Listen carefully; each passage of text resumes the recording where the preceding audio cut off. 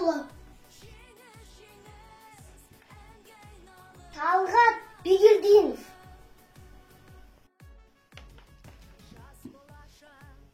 Төлеген Тоқтаров. Мәншүк Мамедова. Хилас Доспанова. Мәлік Ғабдуллин. Әлия Молдағұлова. Ешкімде, ештеңе де ұмытылмайды. Қайрат Жұмағалиев. Мен соғысты жек көрем. Көкем айтып отырса, кім қасірет шекпеген, кім көз жасын төкпеген, талай өткен ғасырлар